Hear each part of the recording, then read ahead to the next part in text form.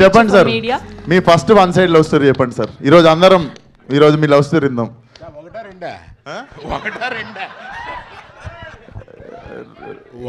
రెండోది ఇప్పటికి switch on ఉందా సార్? వన్ సైడ్ అన్న తర్వాత ఎన్నన్నా ఉంటాయి. ఇప్పుడు ఒకటేనా సార్? ఇప్పుడు ఒకటే, సారీ. పర్లేదు, నా వయసుని బట్టి అడుగుతున్నాం అనుకోవట్లాగా. అంతే కదా సార్, మనం యూత్. ఇవాళ ఏముందా, ఇవాళ లవ్ బిగిన్ అవుద్ది. 2 జనం లేని సినిమాలకి వెళ్ళి, అంటే ఎక్కువ హిట్ కానీ కార్నర్ సీట్లో కూర్చొని ఆ తర్వాత 2 షాపింగ్లకి వెళ్ళి ఇవాళ లవ్ ఓయోలో ఎండ్ అవుతుంది. అంటే ఏంటి సార్, నాకు తెలియదు. ఇంత అరుస్తున్నారంటే తెలియలేదు. అంటే ఏంట్రా? విశ్వక్సేను నేను ఒక 5-6 ఏళ్ళుగా ఓ సినిమా చేయాలనుకుంటున్నాం. అతను చెప్తాడు, నేను చెప్తాను, నువ్వు కావలించుకుంటాం, తర్వాత మర్చిపోతూ ఉంటాం. ఇప్పుడు నాకు కనపడినప్పుడు నువ్వు డబ్బులు ఎంత తీసుకుంటావో చెప్తే ఇస్తా.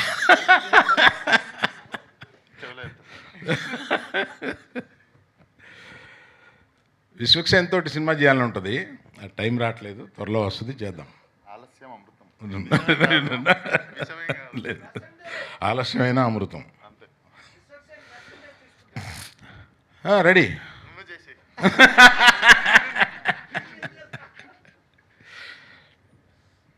ఏమయ్యా, నీ గ్యాంగ్ మొత్తం రిప్రజెంట్ చేస్తూ నువ్వు రావా?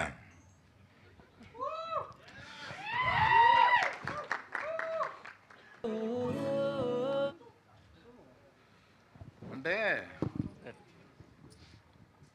ఆ దోస్తానా నువ్వు ఆ మోటార్ బైక్ మీద వెళ్ళి వాళ్ళందరినీ కొడుతుంటే అందులో దూకి ఎంత బాగా చేసావా.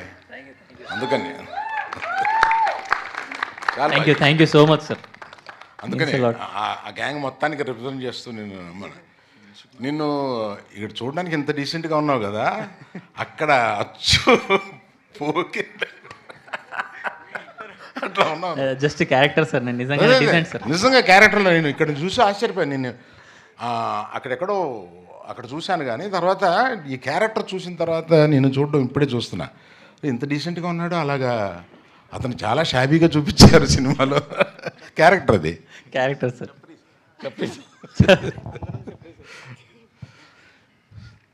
So there is a nice, you are associated with this Vasu and Sridevi. Nice for your support.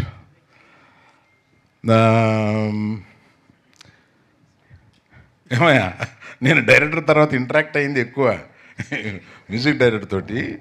ఆ రోజు మన ఇద్దరు అనుకున్న, నేను ముందు తెల్లపోరి సాంగ్ వదలవయ్యా అంటే శ్రీదేవిని వాసు కాదు లవ్ సాంగ్ వదులుదామన్నారు. ఆ తెల్లసూరి సాంగ్ వదలగానే పీక్ అయింది. బాగుంది, నైస్ జాబ్ చూశాను నేను. తర్వాత మీది ఇప్పుడు చూస్తుంటే అర్థమైంది, కలర్ కరెక్షన్స్ అయిపోయినట్టున్నాయి. చాలా బాగా చేశారు, బాగుందండి. So now I have to tell about Sridevi and Vasu. మీరిద్దరండి. మాకు ఆహాలో ఒక 6 సంవత్సరాల పైనే కదా మాకు జర్నీ ఉంది. అంటే ఫస్ట్ 1 year నేను ఆహాకి రెగ్యులర్గా వెళ్ళేవాడిని. అప్పుడు ఎవ్రీడే పొద్దున ముందు ఇంటరాక్షన్ వీళ్ళతోటే ఉండేది.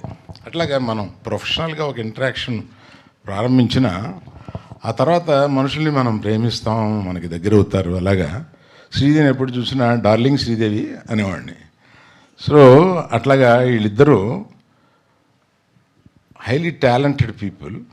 ఆహా తర్వాత వీళ్ళని ఈ సినిమా తీసుకొని చేయమని చెప్పి అడిగాను. వీళ్ళు ఈ సినిమాని తీసుకుని చాలా శ్రద్ధగా, కొంచెం ఎక్కువ ఖర్చు పెట్టాడు, దాన్ని ఏం అనలేదు కూడా. నేను చాలా బాగా దీన్ని ఎగ్జిక్యూట్ చేసి పగలు రాత్రుళ్ళు ఈ సినిమా మీద ఉండి ఈ సినిమాని ఇంత బాగా తీర్చిదిద్దినందుకు I should congratulate you both.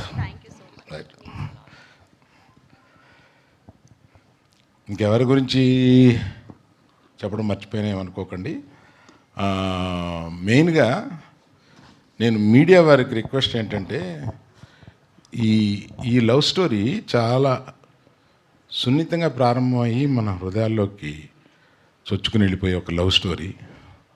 డీసెంట్గా ఉంటుంది, ఎక్కడ ఇండీసెన్సీ ఉండదు.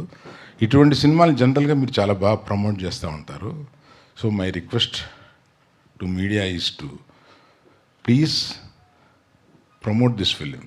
You will feel proud of it. Arvind గారు ఒక విషయం గుర్తు చేయమన్నారు. విశ్వక్సేన్ గారికి ఒక క్వశ్చన్ అడుగుతానని. ఆయన ఎప్పుడు పెళ్లి చేసుకుంటారని. మర్చిపోయాను.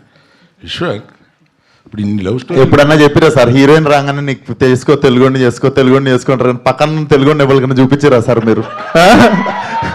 చూపించిరా సార్ మీరు? సరే, ఎప్పుడు పెళ్లి చేసుకుంటున్నావు? అది నేను చూడగానే ఏమన్నా నేను ఎవరిని చేసుకోవాలో చెప్తున్నాను, నన్ను మాత్రం ఎప్పుడు చేసుకుంటామని అడుగుతారా మీరు?